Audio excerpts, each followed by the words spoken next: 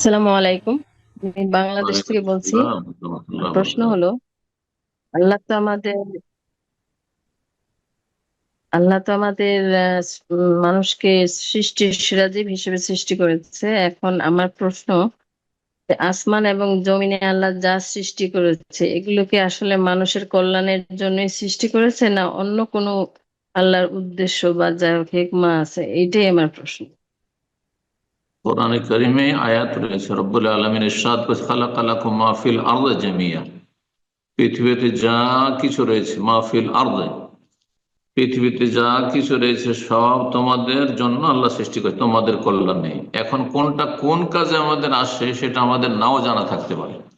আমাদের চোখের সামনে অনেক উদ্ভিদ আছে, অনেক, হ্যাঁ, আপনার গাছগাছড়া আছে, সেগুলি মহা ঔষধ, চিকিৎসা। এমন রোগের জন্য যে রোগের চিকিৎসা হয়তো আজকাল অনেক অনেক ক্ষেত্রে সাইন্টিফিক ভাবে আবিষ্কার হয়নি, হয়েছে, কিন্তু তাতে আছে, কিন্তু আমাদের জানা নেই। কথা বোঝা গেছে?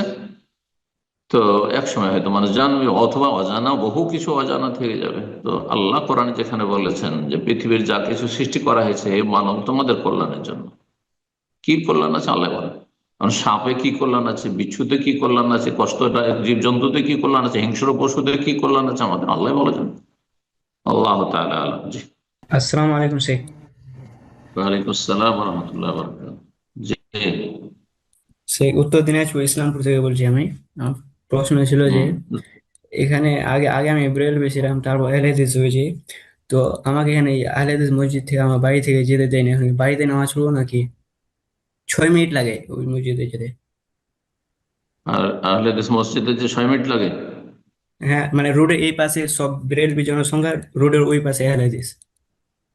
না, বেরোলে মসজিদে নামাজ পড়া যায় না আপনার জন্য?